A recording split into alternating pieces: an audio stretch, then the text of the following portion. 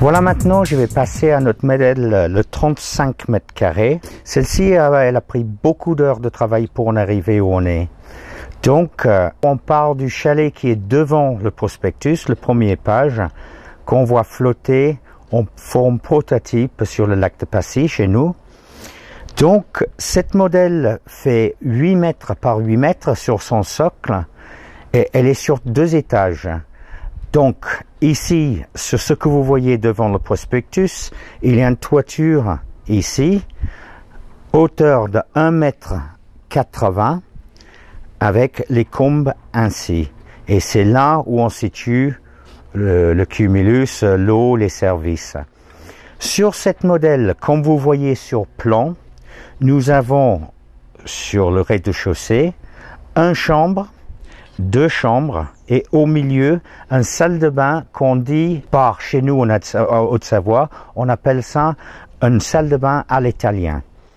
En anglais, ça correspond au terme wet room, qui veut dire autrement qu'il a une seule évacuation au milieu. Donc c'est très utile pour nettoyer chaises, tables, etc. Aussi facile à accéder, on peut accéder un enfant sur une poussette pour le laver, pour aller aux toilettes ou aux salles de bain, c'est très facile. Cet modèle a aussi un grand séjour. Donc en dessous ici, nous avons 35 mètres carrés qui correspondent dans les normes françaises de HLL, habitation léger de loisirs.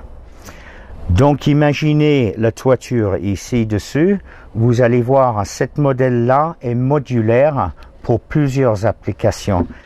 Avec la toiture, bien sûr, elle est convenable pour un premier achat. On peut le poser sur un terrain inondable grâce au socle qui peuvent se transformer en flotteurs. On peut le poser carrément sur le lac, comme vous voyez celle sur le devant de le prospectus. Elle est idéale pour la location, elle est idéale pour le couple retraité qui cherche à faire moins de ménage. On peut, avec la main courante de sécurité autour, baie vitrée autour en laissant les aérations et ça nous permet d'avoir environ 24 mètres en totalité de terrasse quand même abritée devant. Ce chalet-là ne peut pas être démontable, c'est un bâti. C'est possible de le poser en pilotis, comme j'ai dit avant. On peut aussi le tracter petite distance sur sable ou neige. Donc, je parle petite distance. Si le trajet est dégagé pendant X mètres, elle peut se transporter facilement.